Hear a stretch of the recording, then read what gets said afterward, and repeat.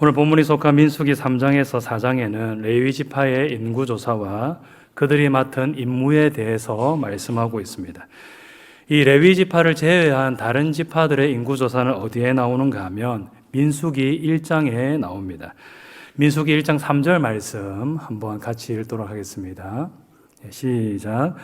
이스라엘 중 20세 이상으로 싸움에 나갈 만한 모든 자를 너와 아론은 그 진영별로 계수하되. 다른 지파들은 어떤 기준으로 인구 조사를 한 것을 볼 수 있습니까? 20세 이상으로 싸움에 나갈 만한 남자의 숫자를 조사한 것을 볼 수 있습니다. 그러니까 이 인구 조사의 목적이 무엇인 것을 볼 수 있습니까? 전쟁에 있다는 것을 볼 수 있습니다. 군인의 숫자가 각 지파별로 어느 정도 되는지 그것을 조사하기 위한 목적으로 이 인구 조사가 실시되었다는 것을 볼 수 있는 것이죠. 자, 그러면 레위 지파는 어떤 기준으로 인구 조사를 실시하였을까요? 다른 지파들과 똑같이 군인의 숫자를 파악하기 위하여서 인구 조사를 한 것일까요? 아닙니다.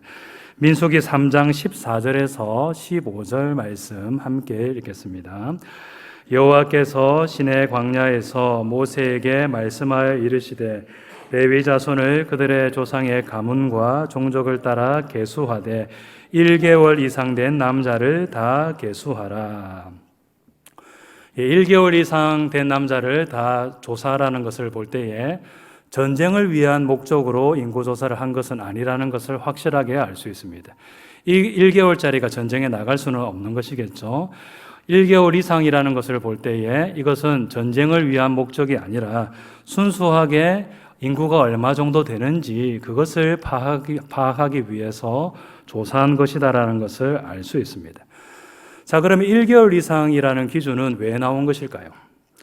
그 정확한 이유는 우리가 알 수 없지만 추측을 해보자면 당시에는 영아 사망률이 굉장히 높았다고 합니다. 태어나자마자 죽는 아기들이 많았다라는 것이죠.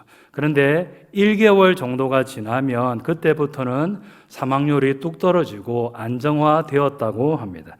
그래서 1개월 이상으로 조사를 한 것이 아닐까 그렇게 한번 추측해 볼 수가 있습니다.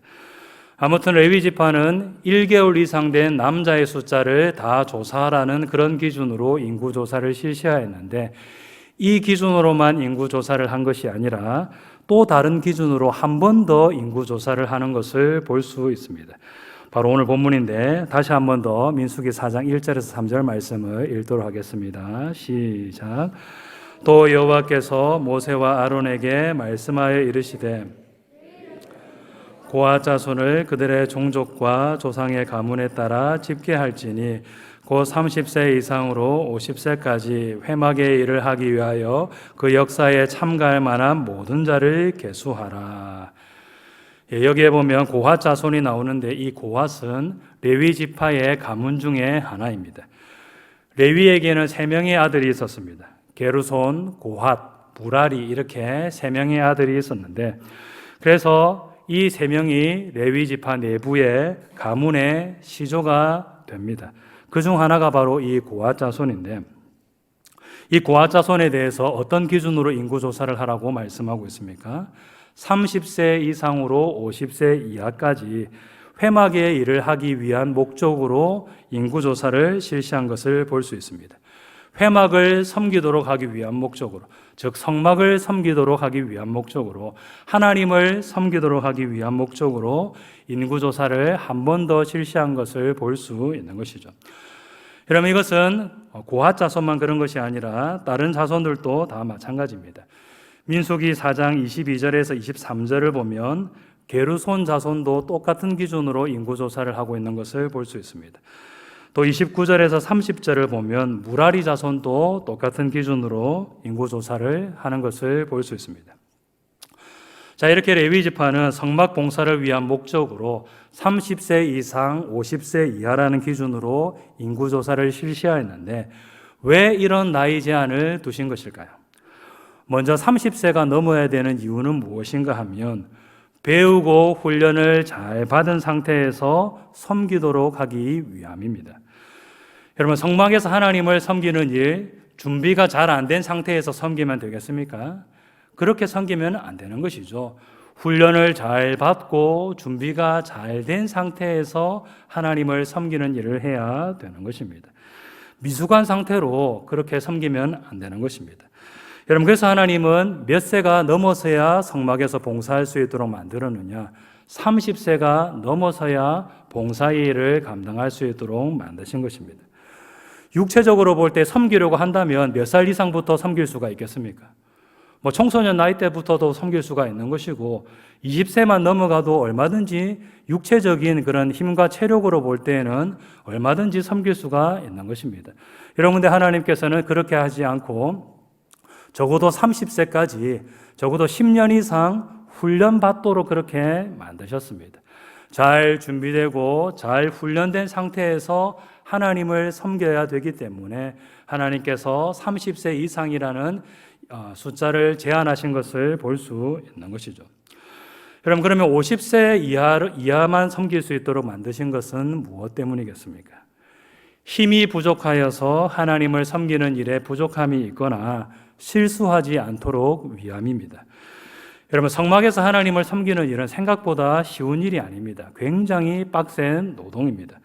성막에서 하나님을 섬긴다, 또 제사를 드리는 일을 수종든다, 이렇게 말하면 여러분 어떤 이미지가 떠오릅니까? 굉장히 고상한 그런 이미지가 떠오르지 않습니까? 그런데 실제로는 이 레위인들이 하는 일을 보면 막노동 중에도 이런 막노동이 없습니다. 먼저 레위인들은 성막과 성물을 운반하고 관리하는 일을 하는데 이 성막의 기구와 재료들 중에서는 굉장히 무거운 것들이 많이 있습니다. 여러분, 근데 이런 것들을 그들이 어떻게 해야 되느냐? 걷고 다시 또 이동하고 운반하고 다시 설치하는 일을 계속해서 반복해야 됩니다. 지금 그들이 어디에 있습니까? 광야에 있습니다. 광야에서 계속해서 이동을 하고 있는 가운데 있는데, 그러니까 성막을 걷었다가 또 이동했다가 설치하고 또 출발한다고 하면 걷었다가 또 그것을 무거운 것을 운반하고 다시 설치하고 이런 일을 계속해서 반복해야 되니까 이 보통 중노동이 아닌 것이죠. 여러분, 또 이 레위인들은 제사장을 도와서 제사를 드리는 일을 돕는데 제사를 드릴 때 어떤 일을 합니까? 짐승을 죽이고 가죽을 벗기고 잘 탈 수 있도록 조각을 내고 이런 일들을 해야 되는데 이것도 보통 힘든 일이 아닌 것입니다. 여러분, 이처럼 성막에서 섬기려면 힘과 체력이 필요합니다. 여러분, 그래서 하나님은 몇 세까지 섬기도록 그렇게 정하셨느냐? 50세까지만 섬기도록 정하신 것입니다. 힘과 체력이 떨어져서 하나님을 섬기는 일에 부족함이 있거나 실수하지 않도록 하기 위해서 이렇게 정하신 것이죠. 여러분, 아무튼 이렇게 성막에서 하나님을 섬기는 일은 준비가 잘 된 상태에서 해야 되고 또 힘과 체력이 떨어지면 그만두어야 되는데 이것은 우리에게 무엇을 보여줄까요? 하나님의 일은 최고의 상태에서 감당해야 된다라는 것을 보여줍니다. 한번 띄워주십시오. 같이 한번 읽겠습니다. 시작. 하나님의 일은 최고의 상태에서 섬겨야 합니다. 하나님의 일은 최고의 상태에서 감당하는 일을 해야 됩니다. 준비가 안 된 상태에서 하나님을 섬기는 일을 해서도 안 되는 것이고 또 나이가 들어서 이제 힘과 체력이 다 떨어져서 하나님을 섬기는 일에 부족함이 있는데 그런 상태에서 하나님을 섬기는 일을 해서도 안 되는 것이고 하나님의 일은 준비된 상태, 최고의 상태에서 섬기는 일을 해야 되는 것입니다. 준비가 되지 않은 상태인데 그 일 감당하려고 욕심만 부려서도 안 되는 것이고 또 이미 힘과 지혜가 부족하여서 한계 상황이 왔는데도 불구하고 그 일 계속 감당하려고 자리만 차지하려고 욕심만 부려서도 안 되는 것이고 하나님의 일은 잘 준비된 상태 그리고 최고의 상태에서 감당하는 일을 해야 되는 것입니다. 하나님께서 30세 이상 50세 이하라는 그런 기준을 두신 것은 바로 이렇게 잘 준비된 상태, 최고의 상태에서 하나님을 섬기도록 하기 위해서인 것입니다. 여러분, 물론 이 30세와 50세라는 것을 이 오늘날의 30세와 50세에 그대로 적용을 하는 일을 해서는 안 될 것입니다. 모세 시대의 30세, 50세하고 지금 오늘날의 30세, 50세가 같겠습니까? 당연히 다른 것이겠죠.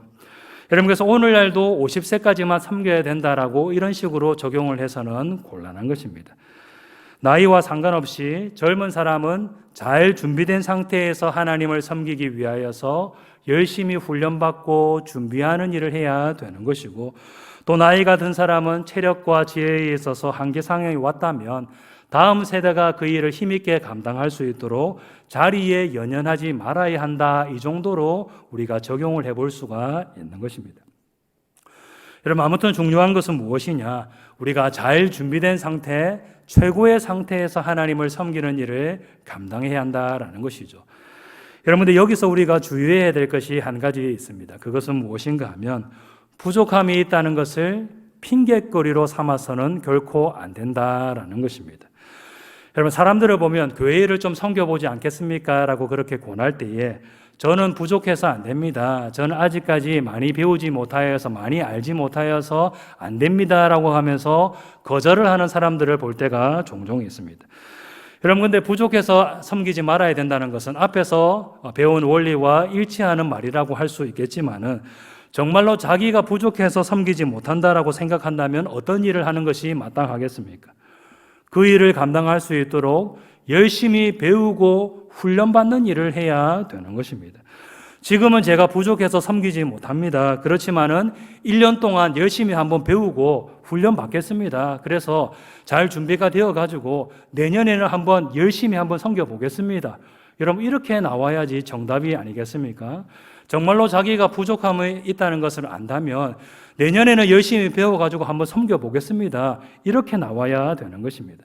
그래야지 부족해서 섬기지 못한다는 말이 진정성 있는 말이 될 수가 있는 것입니다. 여러분들, 사람들을 보면 어떻게 할 때가 있는 것을 볼 수 있습니까? 올해도 아이고 부족해서 안 되겠습니다 라고 말하고, 내년에도 물어보면 또 어떻게 대답을 합니까?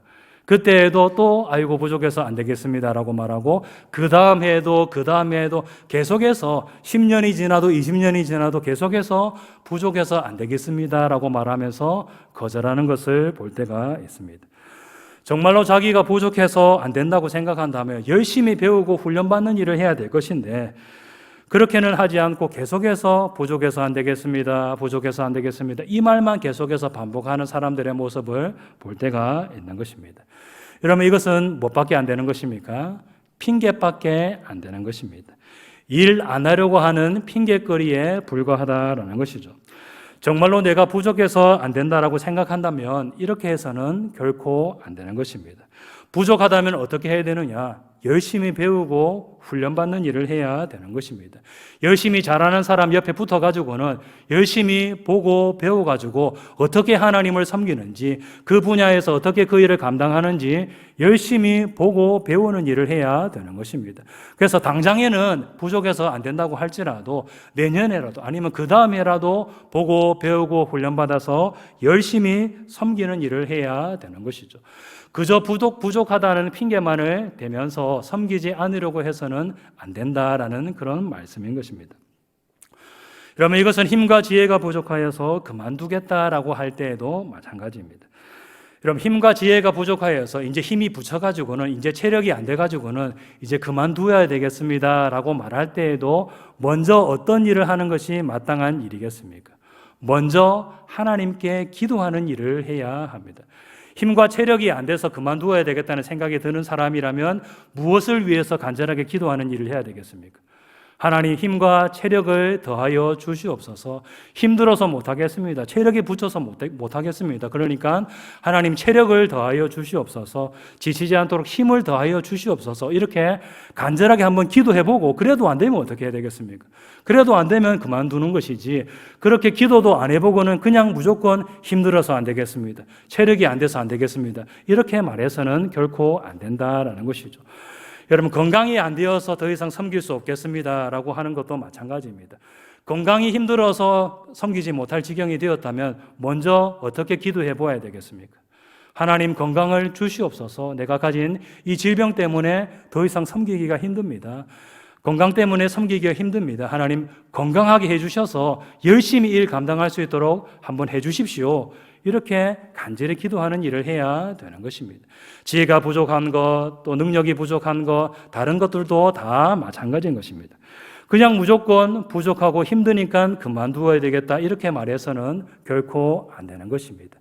부족한 것이 있다면 하나님께 간절히 한번 기도해보고 그래도 안 된다면 그때 그만두어야지 그냥 안 되겠습니다, 부족합니다, 그만두어야 되겠습니다 이렇게 말해서는 결코 안 된다라는 것이죠. 여러분, 아무튼 부족하고 힘들다는 것이 핑계거리가 되어서는 안 되는 것입니다. 정말로 부족하고 힘들다면 하나님께 기도하는 일을 우리는 해야 되는 것입니다. 또 그 일을 감당하기에 부족함이 느껴진다면 열심히 배우고 준비하는 일을 해야 되는 것이고, 또 그 일을 감당하기에 한계가 느껴진다면 하나님께 간절히 기도하는 일을 해야 되는 것입니다. 여러분, 그래서 어쨌든 간에 최고의 상태에서 하나님을 섬길 수 있도록 힘쓰는 일을 우리는 해야 되는 것이죠. 여러분, 다음으로 넘어가서 민수기 3장에서 4장에 나오는 레위 지파가 맡은 가문별로 맡은 임무에 대해서 살펴보고 마치도록 하겠습니다. 앞에서도 말씀드렸듯이 레위 지파는 세 가문으로 나뉩니다. 게르손, 고핫, 무라리 이렇게 세 가문으로 나뉘는데 이 민수기 3장에서 4장을 보면 이 가문별로 맡은 일이 각각 다른 것을 볼 수 있습니다.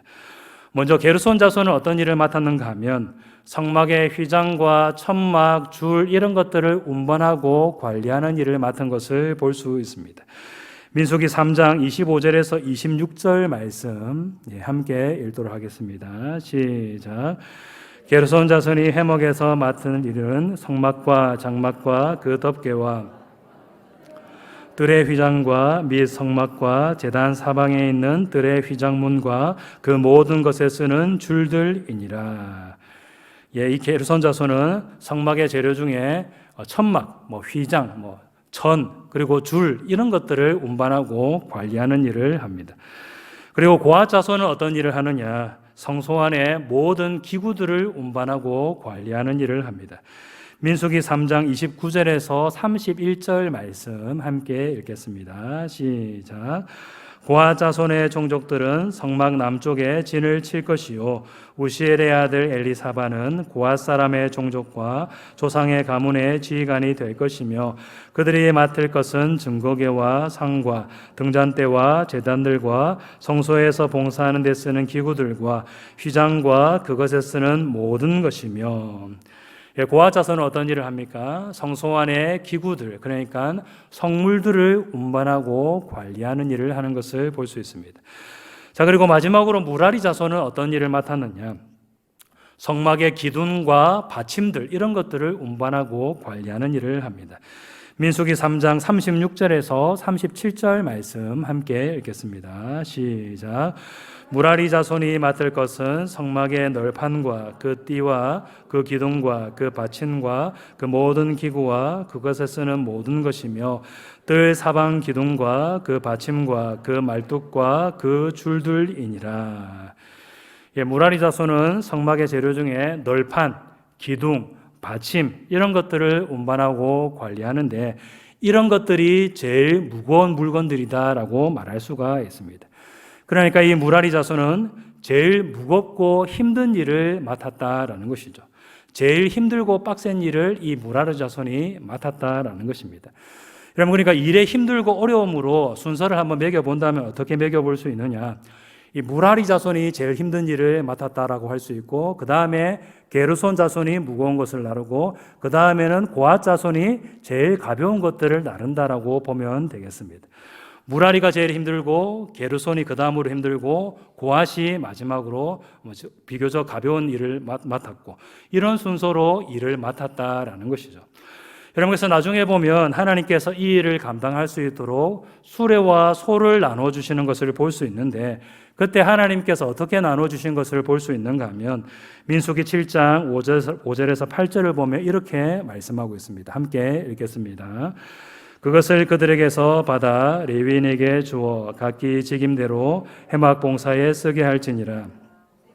수레와 소를 받아 레위인에게 주었으니 곧 게르손 자손들에게는 그들의 직임대로 수레 둘과 소 4마리를 주었고, 무라리 자손들에게는 그들의 직임대로 수레 4과 소 8마리를 주고.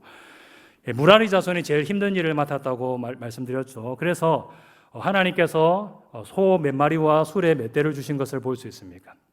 수레 4대와 소 8마리를 주신 것을 볼 수 있습니다. 그리고 그 다음으로 힘든 일을 맡은 게르손 자손에게는 수레 2과 소 4마리를 주셨다는 것을 볼 수 있습니다. 차등이 있는 것을 볼 수 있는 것이죠. 이것이 무엇을 의미하겠습니까?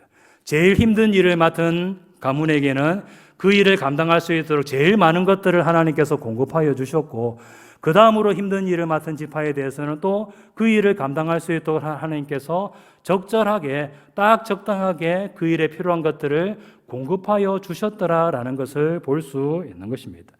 하나님께서 각기 일을 맡긴 대로 직임을 따라서 맡은 일을 따라서 정확하게 그 일을 감당할 수 있도록 필요한 것들을 공급하여 주시고 채워 주셨더라라는 것을 볼 수 있는 것입니다. 여러분처럼 하나님은 어떤 분이시냐? 일을 맡기시고 그 일에 필요한 것들을 공급하여 주시는 분이십니다. 한번 띄워주십시오. 네, 같이 한번 읽겠습니다. 시작. 하나님은 일을 맡기시고 그 일에 필요한 것들을 공급하여 주시는 분이십니다. 하나님은 이렇게 일을 맡기시고 필요한 것들을 적절하게 공급하여 주시고 채워주시는 분이십니다. 일을 맡겨놓고는 그냥 나는 모르겠다, 네가 알아서 해라, 나는 네가 힘들든지 말든지 죽디 말디 나는 신경 안 쓴다. 여러분, 하나님은 이렇게 하시는 분이 결코 아니신 것입니다. 일을 맡겨놓으셨으면 그 일에 필요한 것들을 정확하게 공급하여 주시는 분이 바로 하나님이신 것입니다.